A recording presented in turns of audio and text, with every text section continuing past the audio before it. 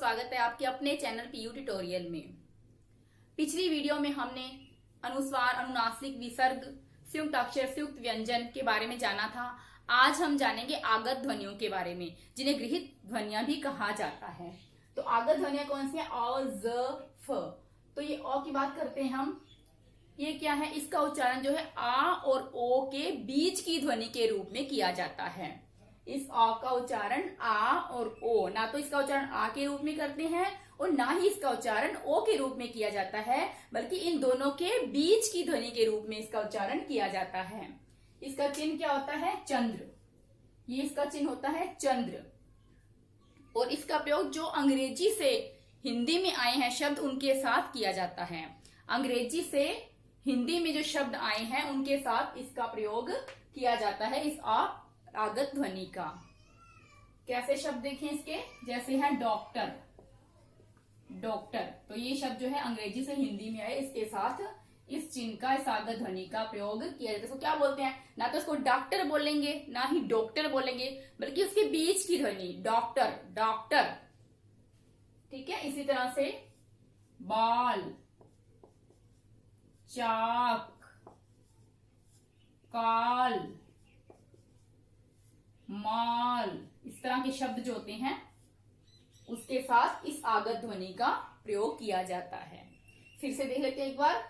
ये आगत ध्वनि जो है इसका उच्चारण आ और ओ के बीच की ध्वनि के रूप में किया जाता है। इसका चिन्ह क्या होता है? चंद्र। चंद्र इसका चिन्ह होता है। और जो शब्द अंग्रेजी से हिंदी में आए हैं, अंग्रेजी से हिंदी में आए हुए शब्दों के साथ इसका प्रयोग किया जाता है। जैसे डॉक्टर, बाल, चाक, काल, माल, इस तरह से इसका प्रयोग किया जाता है। इसको आ डॉक्टर भी नहीं बोलेंगे, डॉक्टर भी नहीं बोलेंगे, बोलेंगे डॉक्टर। आ और ओ के बीच की ध्वनि। दूसरा आता है हमारा ज।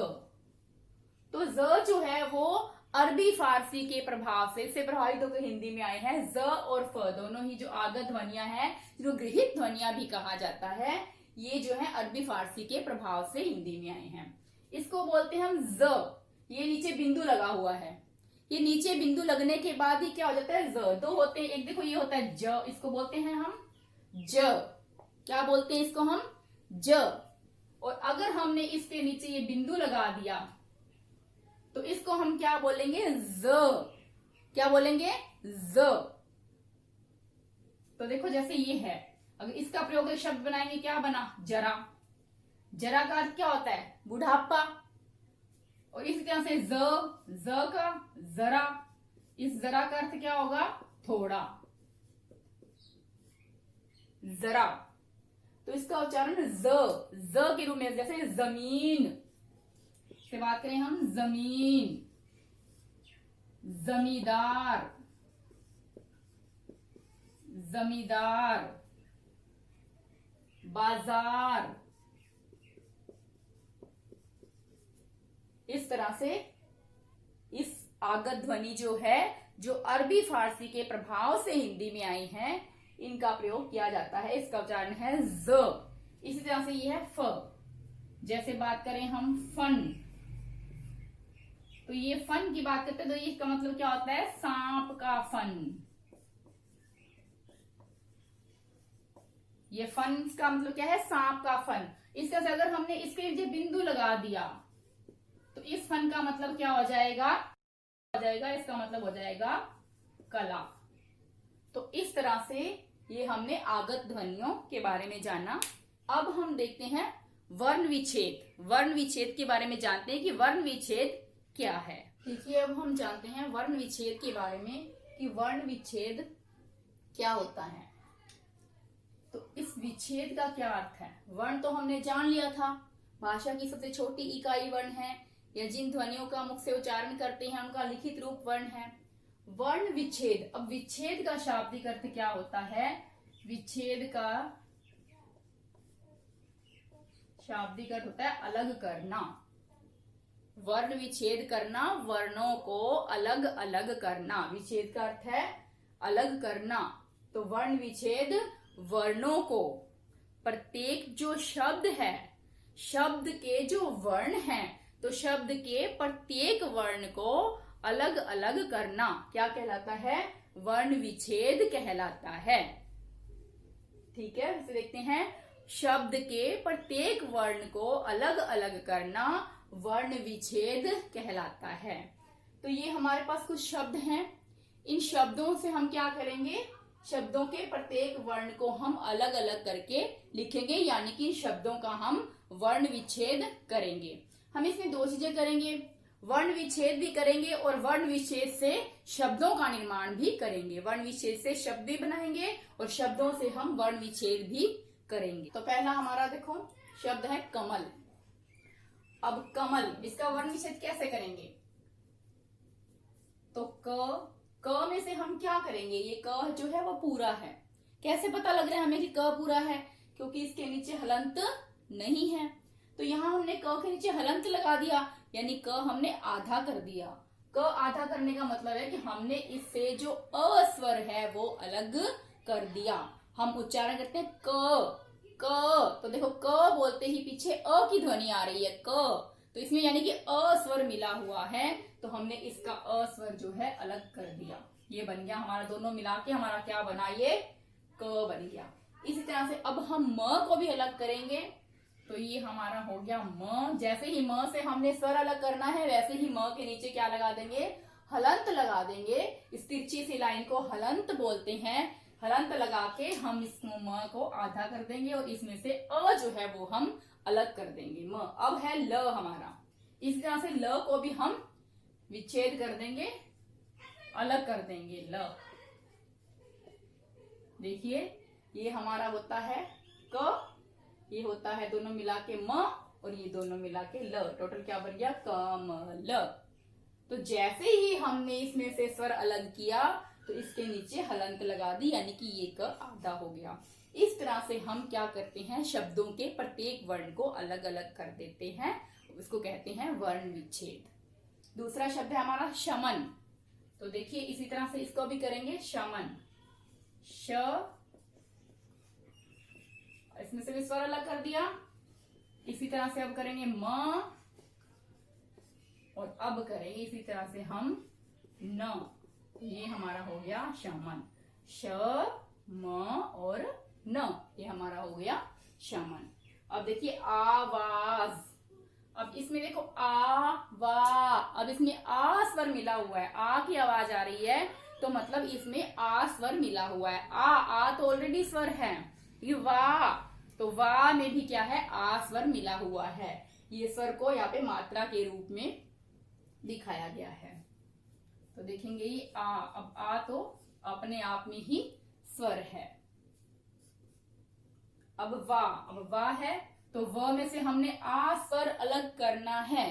तो व में से आ स्वर अलग करने के लिए हमने क्या किया? व के नीचे हलंत लगा दिया, व को आधा करके व से हमने आ स्वर निकाल लिया, वा। अब ज, तो ज के पीछे हमारे अ की ध्वनि आ रही है। देखिए आ तो अपने आप में ही स्वर है। आ वा, व आवाज, ज आवाज। अब देखेंगे परिवार। तो प, पहले हम प पे करेंगे। प में से हम पहले क्या करेंगे? सिर्फ प देखते हैं। हम सिर्फ एक एक अक्षर देखते हुए, एक एक वर्ण देखते हुए इसका विच्छेद कर देंगे। इसमें स्वर जो है वो हम अलग कर देंगे। तो प का पहले करेंगे, तो प प्लस अ। प हमने अ ही क्यों निकाला इसमें से? क्योंकि प जब हम उच्चारण कर रहे हैं तो अ की ध्वनि आ रही है प, इसलिए हमने प से अ अलग कर दिया। फिर री। अब इस र में देखो, र का जब हम उच्चारण करते हैं तो ई की ध्वनि आ रही है री, वो भी छोटी आवाज आ रही है री। तो यहां पर हम क्या करेंगे? इस र में से हम ई अलग कर देंगे, ये बन गया री। प री, वा। अब व में कौन सा स्वर है? आ, वा। अब आता है र अ की ध्वनि आ रही है र, ये हमारा हो गया र। सिर्फ हमने एक एक वर्ण को देखते जाना है और उसमें से स्वर हमने अलग करते जाना है, यही करना है। इसी को कहते हैं वर्ण विच्छेद। प्रत्येक वर्ण को एक एक वर्ण को देखते जाना है। प री, प का किया हमने प, फिर री, री छोटी ई थी, छोटी मात्रा थी, तो यहाँ पे हमने छोटी ई लगा दी। अगर बड़ी मात्रा होगी तो हम यहाँ पर बड़ी ई लगाएंगे। तो परी, फिर वा में आ स्वर है तो व आ, र में अ स्वर है तो र अ, परिवार। इस तरह आमलक। अब देखिए आ भी अपने आप में स्वर ही है। आ, म अ की आ रही है, तो इसमें से अ अलग करेंगे। म, ल में से भी अ की आ रही है, तो हम इसमें से अ अलग करेंगे। ल, और ये है हमारा क, तो ये देखेंगे क, तो ये बन गया आमलक। आ म ल क, आमलक। अंगोछा। मैंने यहाँ पे हर तरह के शब्द डाल दिए हैं, अनुस्वार वाले, री की मात्रा वाले और ऊ की मात्रा, ई की मात्रा। ज्यादातर कोशिश की है कि सारे शब्द हो जाएं, क्लियर हो जाएं इसमें। अंगोछा, अंगोछा। अब देखें अंग, ये अंग भी अपने आप में क्या है, स्वर है। जो हमने अनुस्वार किया था वो है ये अनुस्वार, तो ये अंग है, अपने आप में स्वर है। अब गो, अब यहाँ पे ओ की आवाज आ रही है, गो। उच्चारण करके देखेंगे, गो, तो ओ की ध्वनि आ रही है, गो गो, ओ की ध्वनि आ रही है, तो इसमें से हम ओ स्वर जो है वो अलग करेंगे। तो कैसे करेंगे, ग प्लस ओ, गो। ठीक है। छा, तो छा मतलब आ स्वर अलग होगा, अंगोछा। देखिए अंग तो ये अपने आप में स्वर है, अंग गो छा, अंगोछा। छिपकली। अब देखेंगे छिपकली, छ पे ई की ध्वनि आ रही है, छी, तो क्या करेंगे, छ से हम कौन सी ई है, छोटी ई, तो इसमें से हम छोटी ई अलग होगी। छी, प की बात करेंगे तो अ जो है वो स्वर अलग हो जाएगा।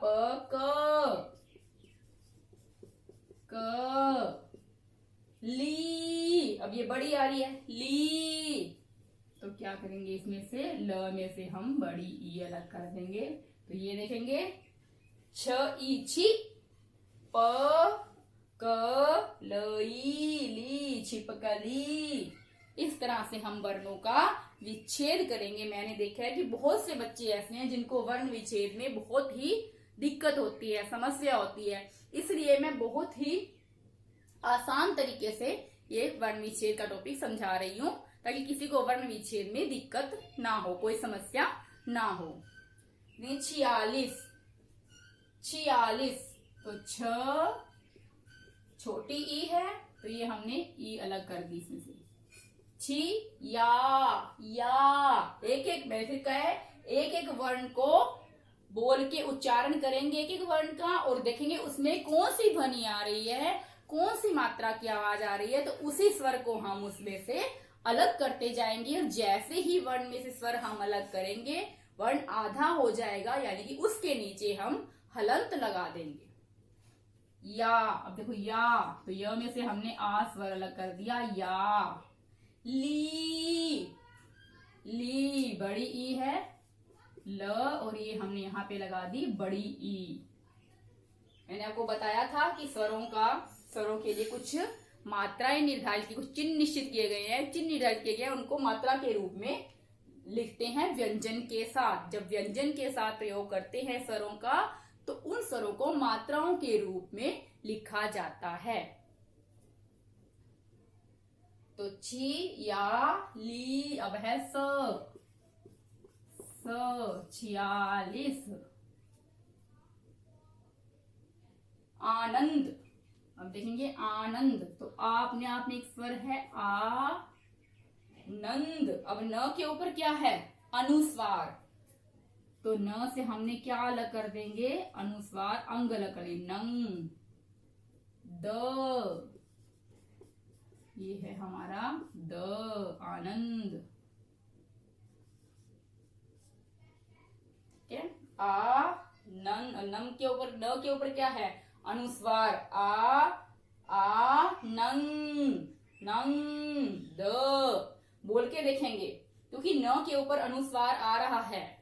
बच्चे क्या करते हैं, बोला जाता है लिखने के लिए आनंद, आनंद बोलते हैं जब लिखने के लिए, तो बच्चों को यही पता है कि आनंद मतलब स्वर अनुस्वार आएगा, लिख देते हैं सीधा ही आनंद, ये कर देते हैं। बहुत से बच्चे ऐसे हैं, ये लिख देते हैं, पता है बस अनुस्वार लगाना है, लिखा अनुस्वार लगा दिया, लेकिन ये क्या है, गलत है। हमें देखना ये है कि अनुस्वार की आवाज कहाँ आ रही है। जब मैंने आपको अनुस्वार का टॉपिक करवाया था तब मैंने आपको ये बात बताई थी कि हमें ये देखना है कि किस वर्ण पे, किस अक्षर पे आवाज आ रही है अनुस्वार की। तो ये है नंद, नंद, आ से कोई लेना देना नहीं है, आ सिंपल आ है, आ। नंद, नंद यहां है तो यहां पर आएगा हमारा अनुस्वार।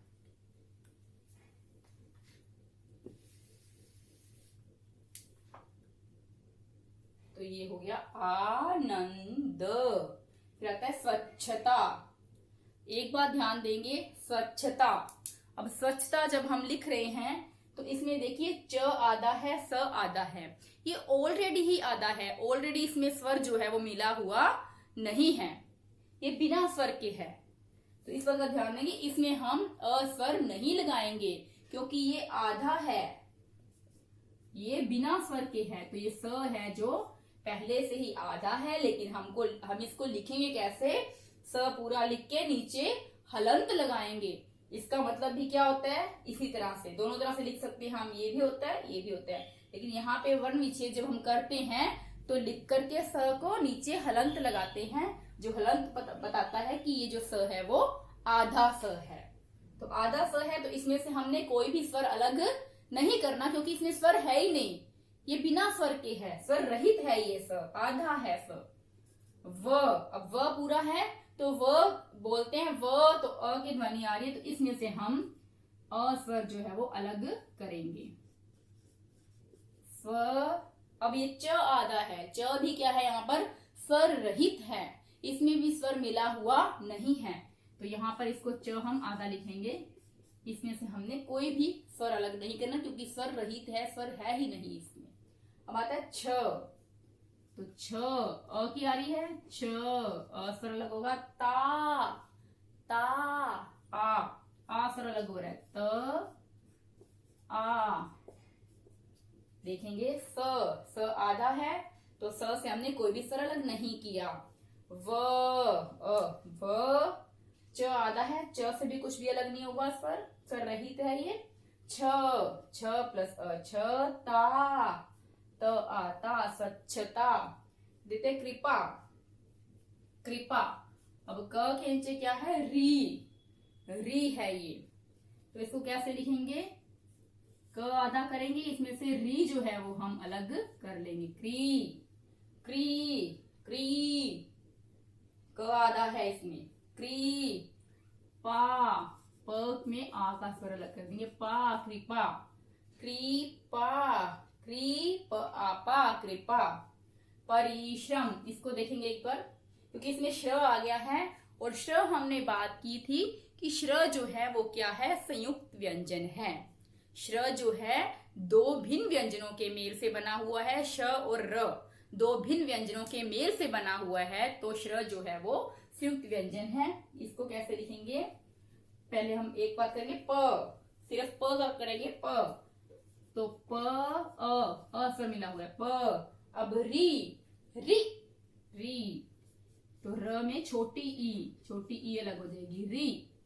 अब यह है श्र, श्र, अब श और र, इसमें क्या होता है, श और र, श आधा होता है और र जो है वो हमारा पूरा होता है। हमने श्र की बात की थी कि ये जो श्र है ये हमने बात की थी कि ये क्या है, संयुक्त व्यंजन है। ये श तो इसमें ऑलरेडी आधा है, स्वर रहित है श इसमें, और र, इस र की हमने बात की थी जब हमने र के विभिन्न प्रयोग किए थे कि ये जो र नीचे जो लगता है, जो नीचे र खड़ी पाई के पदेन में लगता है, खड़ी पाई के पदेन में जो र लगता है वो र क्या होता है, पूरा होता है, अर्थात वो स्वर सहित र होता है। तो ये र जो है स्वर सहित है, पूरा र है, और श जो है ये र स्वर सहित है, पूरा है, और श जो है स्वर रहित है। तो यहाँ पे श जो है वो स्वर रहित है, आधा है, और र जो है पूरा है। तो श तो एज इट इज लिखेंगे, इसी तरह से लिखेंगे श को, और र के हम कर देंगे, इसमें से र में से हम क्या कर देंगे, र अ की ध्वनि आ रही है तो इसको र को स्वर जो है अ का वो इसमें से अलग कर देंगे। तो इसको कैसे लिखेंगे, श को हम श आधा ही है, र पूरा है, तो र में से हम जब हमने र में से अ स्वर निकाल दिया, अलग कर दिया, तो र हमने क्या कर दिया, आधा कर दिया। तो ये तीनों मिला के बनेगा श्र, श र अ तीनों मिला के बनेगा श्र।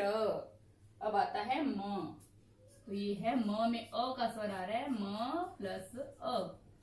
फिर से देख लेते हैं एक बार परिश्रम को, प री छोटी है तो र प्लस ई, छोटे ई लिखेंगे।